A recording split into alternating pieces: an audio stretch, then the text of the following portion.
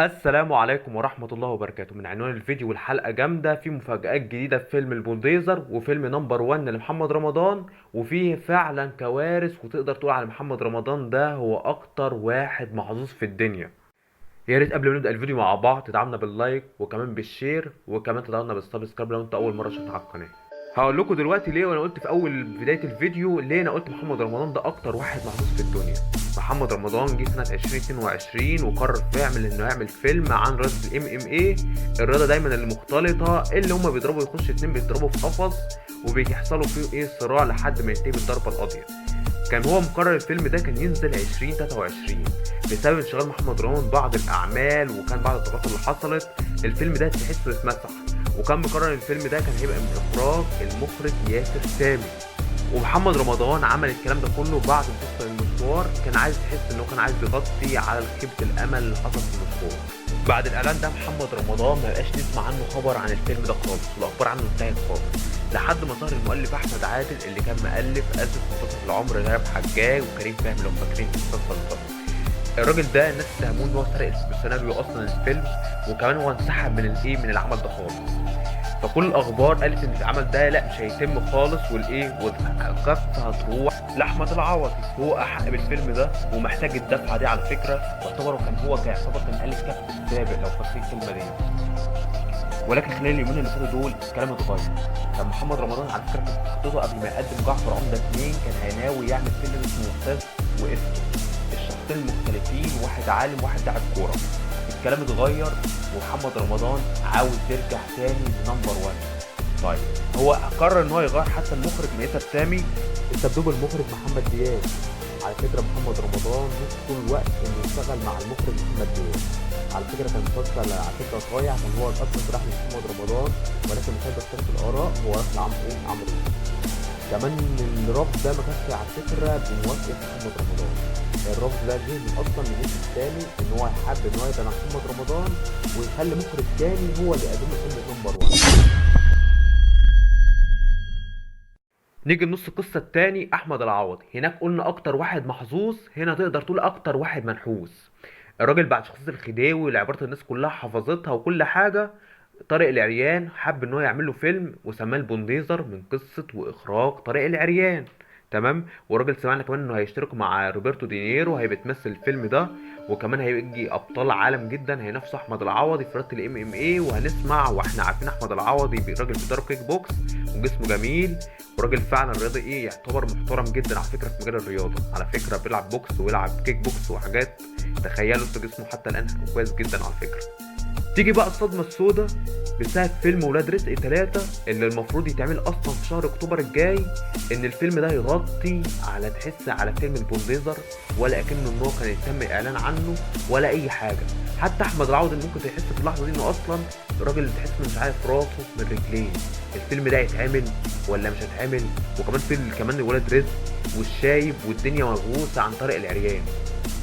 طب ماشي، انت ممكن تقول لي يعني طب ايه الفكره احنا ممكن نعمله بعد مثلا ولاد رزق، ويعملها مثلا بعد حكايه الشايب والكلام ده كله تيجي في الاخر. طب ما ماشي، ما فيلم نمبر 1 دلوقتي هيغطي، لو نجح هيغطي على فيلم البونديزر، صح؟ تمام. الفيلم ده لو غطى على البونديزر على فكره صدقني احمد العوضي فيلم ولا حتى حد هيشوفه، لان الفيلم اللي قبله نجح ونفس الموضوع اتناوله. وكان على فكره احنا عارفين ان الموضوع ده لما كان فيه الفيلمين كانوا مشابهين، وكان احمد العوضي عارف ان الفيلمين ده محمد رمضان المنتج بتاعه عامل نفس الفكره، هو اتضايق وعمل مشاكل على فكره، وكان في اتصال ان هو كمان هيكون هيبهدله وهيهينه لو عمل الفيلم ده. دايما فاهم هنا يا شباب، دايما معروف ان الشحات بيحب شحات، مش ممثل بيحب ممثل بيلعب نفس المجال، لانه عارف ان احمد العوضي اللي عمل الفيلم ده هيركب الموجه وهيبقى احسن واحد ممثل دلوقتي في جيله يعتبر، معروف الحته دي، لانه بيعمل فيلم يعتبر هو اول حد يعمله في حكايه MMA. راجل نجم على فكره من الخديوي، وبعدها على طول جابر الكوماندا والكلام ده كله. عارف الفيلم ده اتعمل احمد العوضي في حته تانيه خالص، واحنا عارفين احمد العوضي ده يعتبر بالنسبه له هو مثل التمثيل. يعتبر محمد رمضان هو اختار احمد العوضي زي ما كده ايه صف الماء العكر. بمعنى اديك شايف طارق العريان بيعمل ولاد رزق 3 والشايب، وهيعمل كمان لعبه عيال كريم مع عبد العزيز ومنى زكي.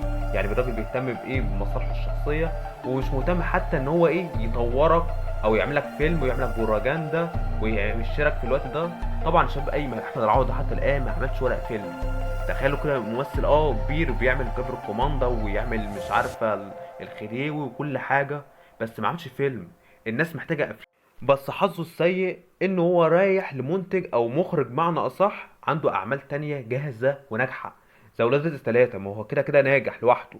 وعنده الشايب، ما هو كده كده ناجح هيستغل نجاح برضه ولاد رزق 3 و2 و1.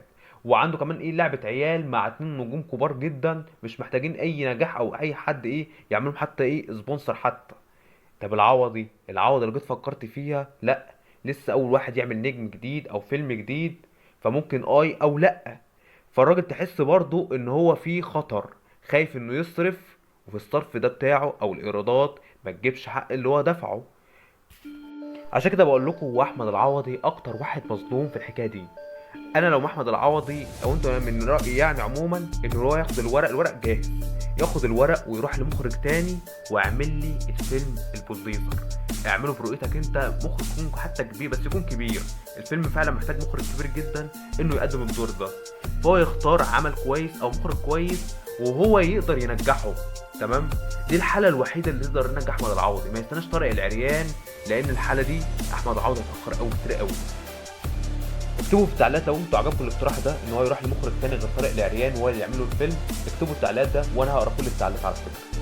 كمان الفيلم ده يعتبر احمد العوضي، لا انا متاكد ان هو عمل الفيلم ده، ولو كان المخرج كان كويس والصوره كويسه وعمل اكشن كويس ومختلف، بدك الفيلم ده هينقل احمد العوضي في مكان مختلف كده، وهينقل عليه فكره يأثر عليه غير خالص جابر الكوماندا او حتى الخديوي، هيوصل حته تانيه مختلفه. ده اللي كان عندي النهارده. ما تنساش تتابعنا على قناه VIP سينما، ما تنساش اللايك والشير والسبسكرايب. قناه لسه ناشئه، مهتم جدا بالسبسكرايب جدا بالنسبه لنا. ما تحتاجوا كلكم.